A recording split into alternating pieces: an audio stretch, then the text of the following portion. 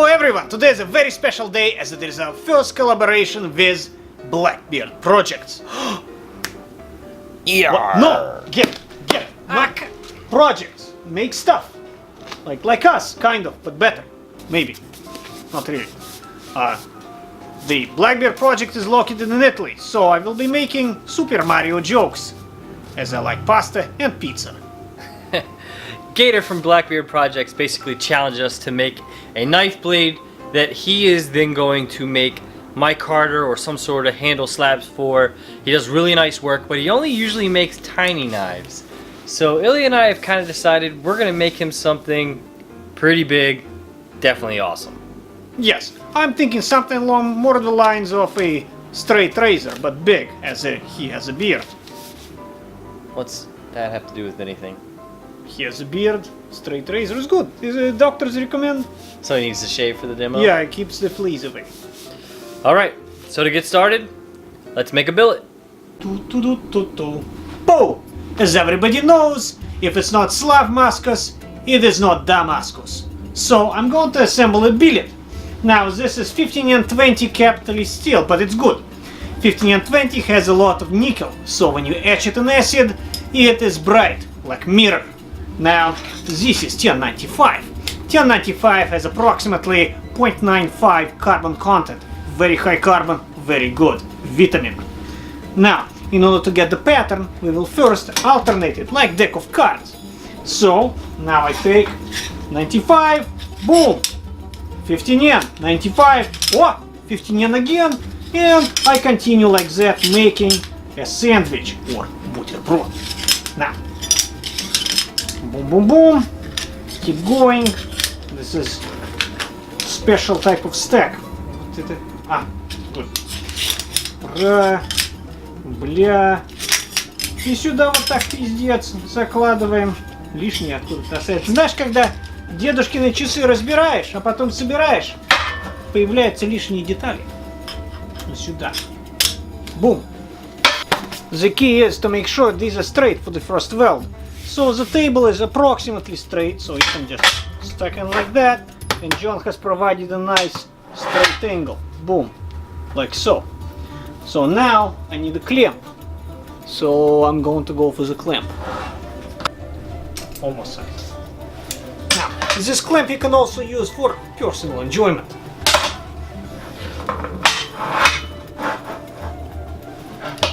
One, two, boom. And it's kind of straight.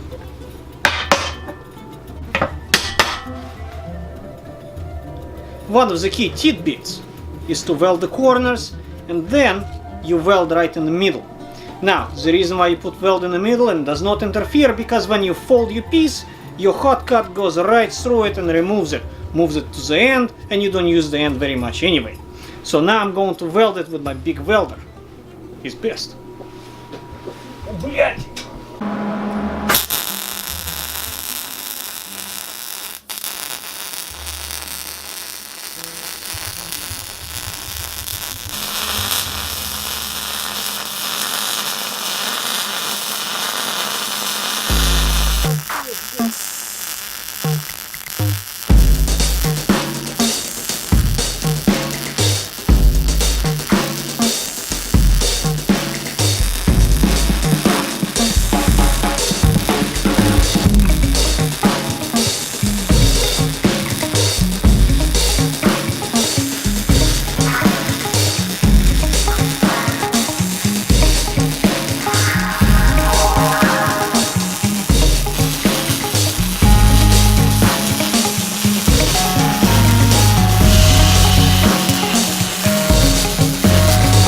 One of the key helpful things to make the pokey is the stick.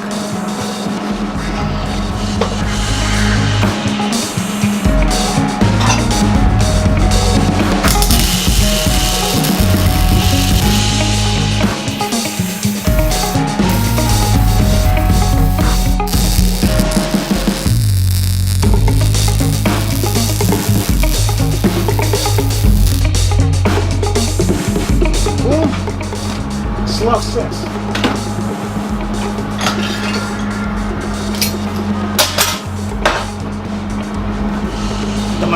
done. You can make knife now. Once the billet is welded up, it is prudent to submerge it into borax water. Borax acts as flux, and water drags all the flux in all the crevices. That way, when you heat up the billet, it is pre-fluxed and you're ready to go.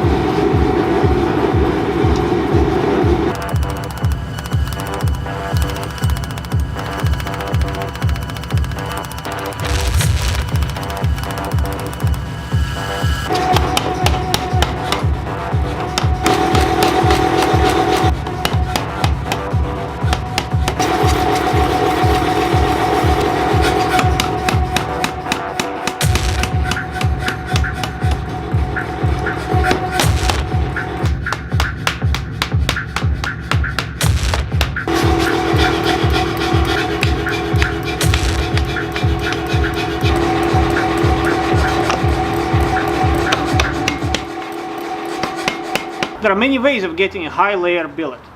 The first way is to start with a lot of layers at first and then forging down into a knife. Well, that is obnoxious. The second way is, after you weld your piece together, you draw it out, wait for it to cool off, cut it, clean it, stack it, and repeat the process. That takes too long, I don't like it. Now the third way is the best. So you heat up your billet and use a tool called the hot cut to cut it just like bread in half. Then you blast all the scale, which is rust, off the surface, flux it, and fold it over. The entire procedure can be done in one heat, never moving away from the power hand. So I don't understand why more people don't do it like that.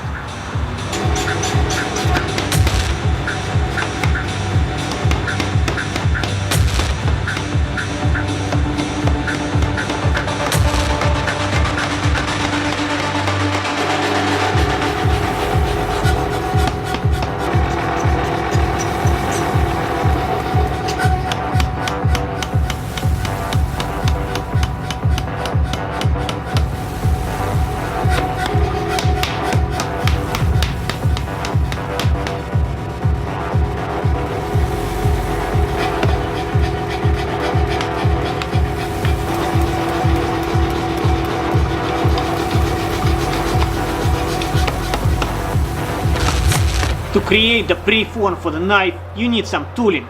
The best way, under the power hammer, is select a couple things that have the special shape that you want.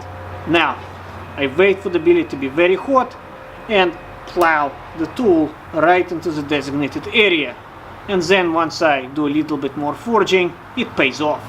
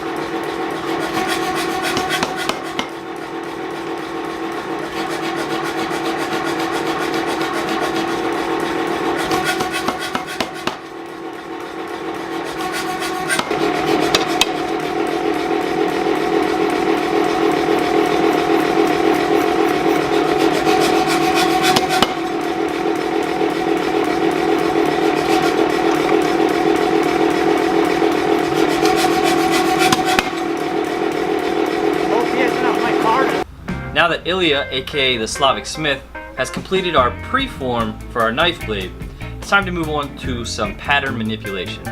What I'm going to do is use a narrow wheel, and I'm going to grind little fuller-like grooves up and down the blade just on the edge side. Flip it over, and in the negative space, do the same kind of grooves on the other side. That way, when we move on to doing the bevel forging, it'll just unfold naturally like an accordion, creating a ladder pattern.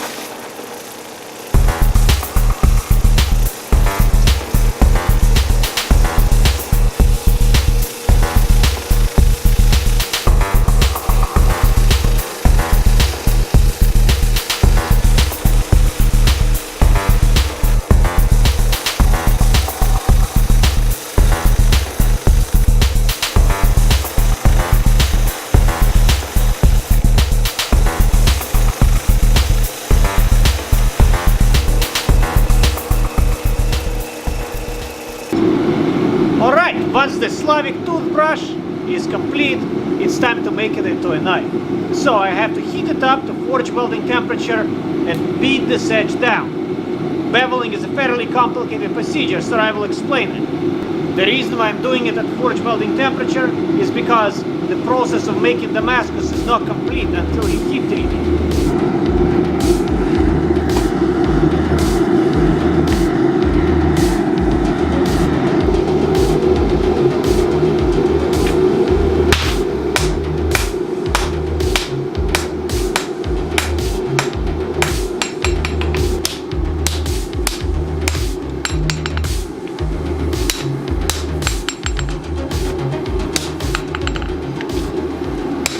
There are two very important points about beveling.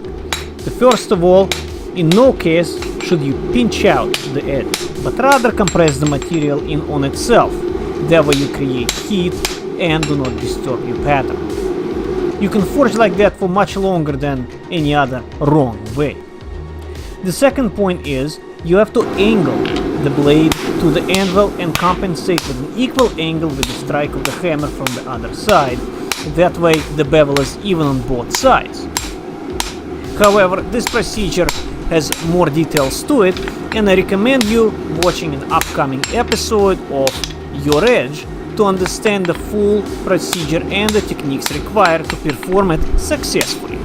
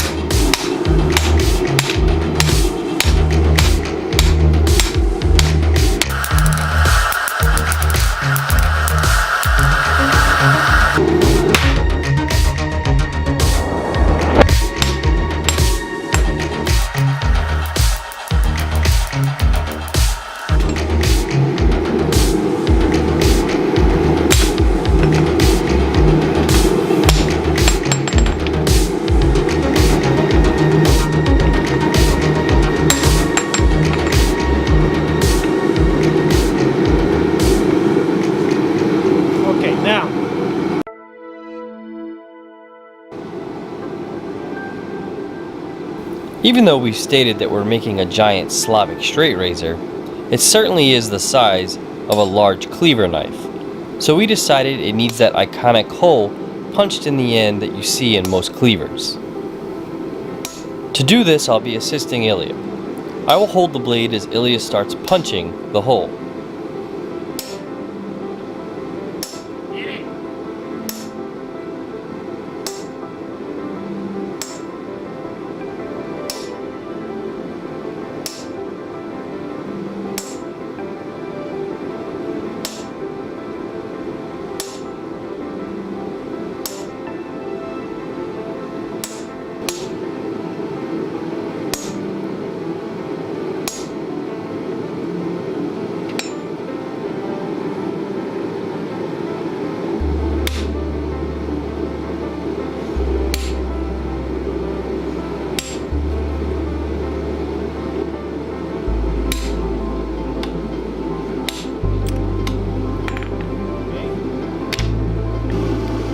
Now that we have the hole initialized with the punch, we can now move on to using a drift. A drift is a tapered piece of metal that is used to drive into the hole to create a larger shape. From there you can move to the horn of the anvil to do your final shaping.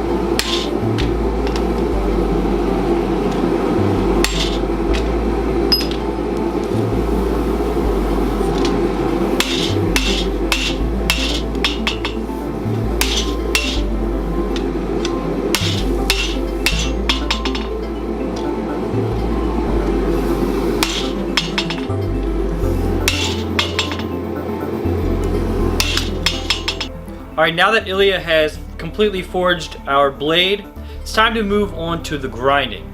Now I'm going to start off with doing the perimeters, cleaning everything up, truing up the geometry, and then I'm going to move on to cleaning the entire flats. After that's done, I can move on to grinding the edges.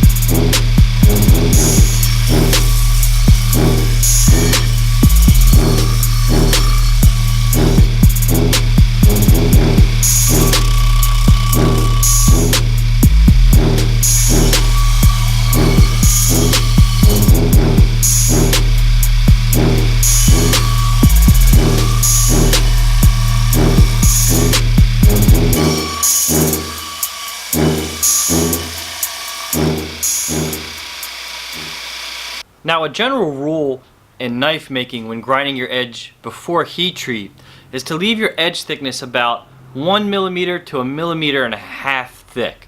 Now, on this particular blade, it's very thick at the spine, so I'm going to leave it about double that. I'm going to be doing a hollow ground edge all the way from here to here, a very big hollow ground using a 12-inch wheel, and then we'll hand it off to Ilya. We'll get it heat treated. We should be leaving it nice and safe. Let's get started.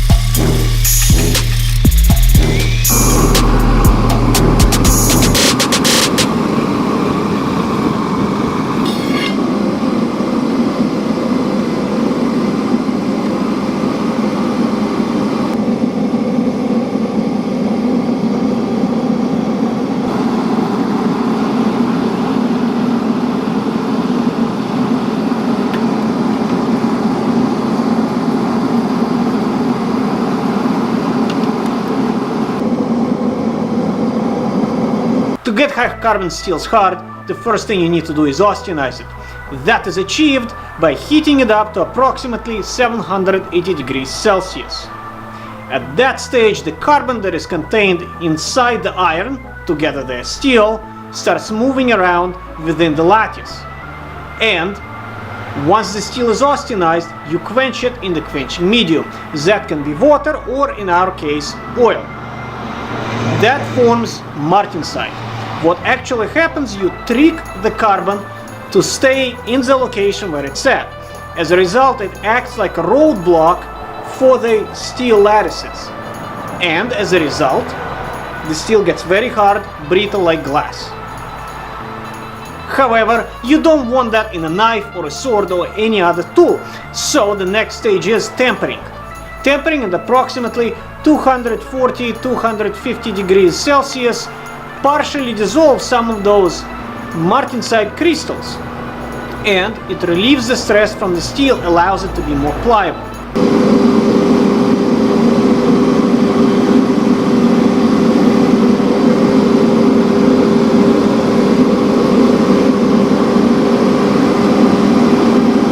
The reason why it works, the whole heat treating procedure from the standpoint of physics has to do with the properties of metal. Now, The reason why metals are pliable and you can mold them is because you have an atom that has basically an electron gas around it. So there's iron atom or copper atom, boom, boom, boom, boom, boom, boom. And between them, there's electron gas. It is the same property that allows them to be electroconductive. So if you push electricity current from one side, the same electrons start moving, boom, boom, boom, boom, in that direction. And those atoms move on it as if it's lubrication. Now, what carbon does, the carbon atom is much larger than the atom of iron. So once it moves outside, it acts exactly like a wedge between the layers. The more carbon there is, the more wedges you have. As a result, once you get beyond 2.2% carbon, you get cast iron that is not very malleable. Now, once we form the martensite, we form the very hard version of steel. There's another structure that we want to achieve. By tempering for a long period of time at a certain temperature, some of the martensite gets converted to a stage earlier called bayanite. It is a very hard but tough form of steel. As a result, having two temper cycles at the proper temperature and for a proper amount of time creates an internal structure of the steel where you have the combination of very hard martensite that allows for good edge retention, as well as some bayanite that allows for very tough spring-like quality. And that is the perfect Slavic knife.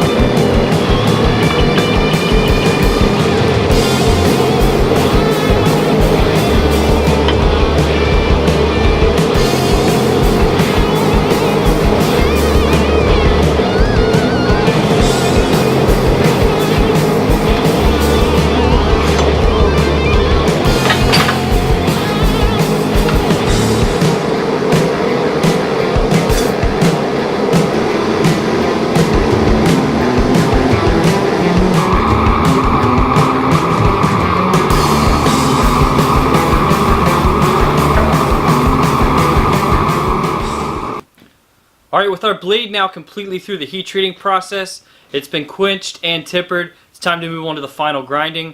As I said before, I left the edge rather thick, so initially I'm just going to return to our 36 grit, get that edge refined in there, pretty close to sharp, and then move on to the 80, 120, 220, and so on. And then once we're all the way through those grits, I'm going to move to a very small wheel and start perfecting in all of our transitions on our integral bolster area.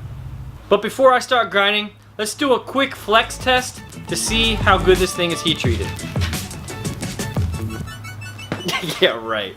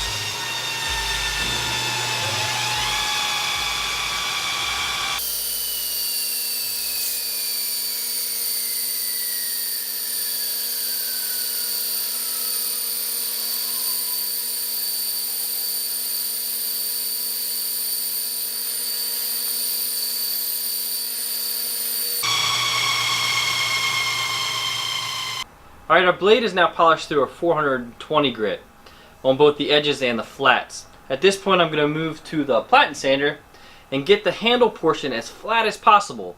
So when we hand it off to our Italian friend to do the handle work, he can have a nice flat even area to glue his slabs to. After I grind the handle portion, then I'm going to move on to using this little 3/4 inch wheel on this arm and really start smoothing out the transitions on the integral bolster. So I'll be putting a radius here, here, here, here, and then get in on all these little crevices, make everything nice and sharp and clean, and then we'll move on to etching.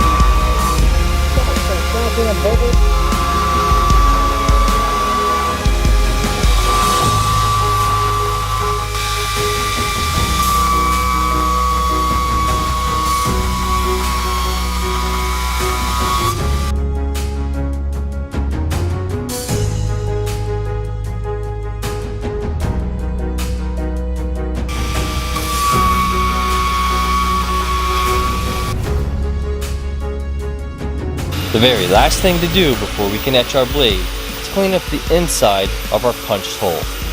I'm going to use a handheld sander, take my time, and clean it up all the way through the grits.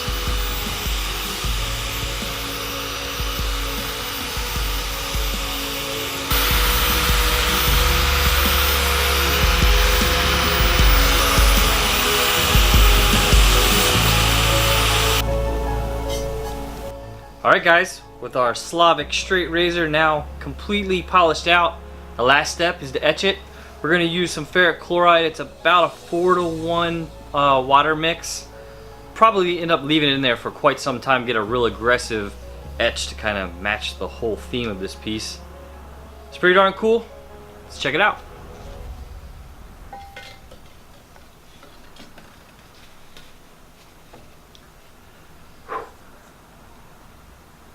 So we'll probably end up leaving it in the ferric chloride for an hour, maybe two. We want a very deep etch. But we can go ahead and pull it out and take a quick peek and see what our pattern looks like. You can see the ladder pattern that we did on the edge. The rest of it's just straight laminate. The integral bolster looks really cool. Alright, let's leave it in there for a while. And then it's off to Italy for finishing. This blade is defined by a razor edge, very thin. It's perfect. The edge is absolutely beautiful, so it's the most dangerous razor you find on the market for the most bushiest of beards. And after a buff, it is off to Blackbeard Projects. Check him out.